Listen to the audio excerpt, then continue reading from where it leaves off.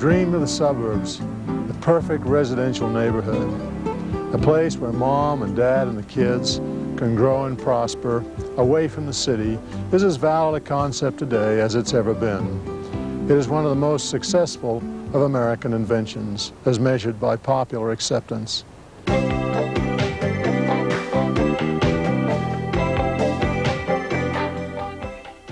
Most of us think of suburbs, residential communities away from the concrete and hustle of the city center, as a post-World War II phenomenon.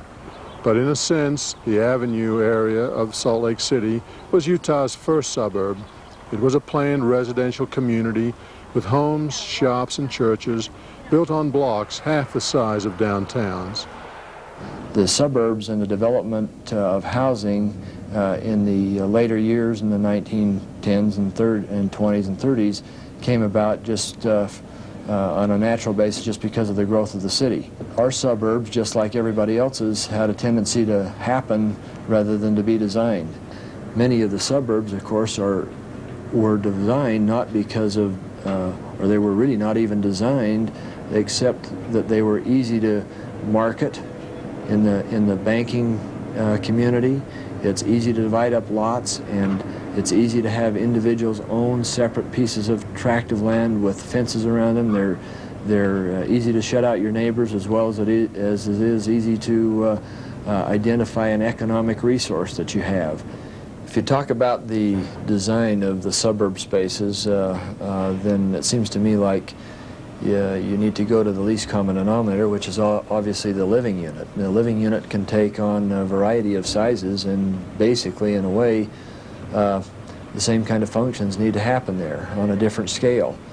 If you design the suburb from the bottom up rather than from the roads in, it seems to me like then each individual should have the opportunity of having the privacy of his own house, the views protected so that he has not one house looking into the window of the next house, but he has some outdoor privacy. He has a transition from the public spaces of streets and walkways to private yards, courtyards, and interior spaces. In addition to that, he may have the options in a well-planned community or neighborhood of having reasonable access to shopping facilities, public services, libraries, post offices, all the kinds of functions that need to take place in the community without having to drive 10, 15 minutes every day for those kinds of services.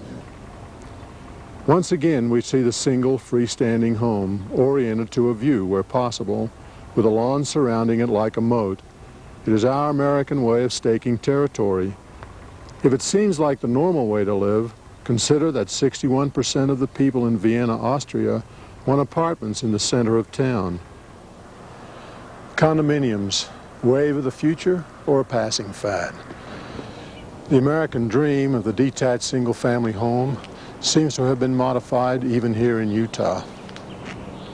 You'll find condominiums in almost every suburb, offering the amenities of a 3,000 square foot home compressed into 1,500 feet.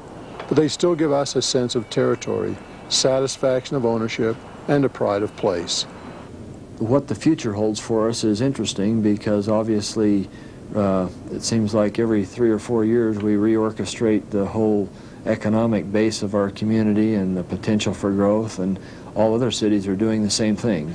It's a lot more difficult in a small state where the population is not as dense as in some of the eastern states and obviously along the coast, to be able to have the flexibility of moving. We are normally 5, 6, 7 years behind everybody else in any conceptual ideas that are found to work, and as a result, sometimes that's good, sometimes it's bad. Maybe we don't make some of the mistakes that some of the other cities make, but on the other hand, we don't react fast enough to get them in place for people to see what the real potential is. New towns like Reston basically went through bankruptcy to start with, but now they've been accepted as a new viable way for people to live, and there is a new community there that has an integrity of its own and an economic vitality, and the value of the property is going up, so it's a real asset. I think that the thing as architects, we want to talk about quality design. We do it on a national level, we like to do it on a local level, and we think that good design pays.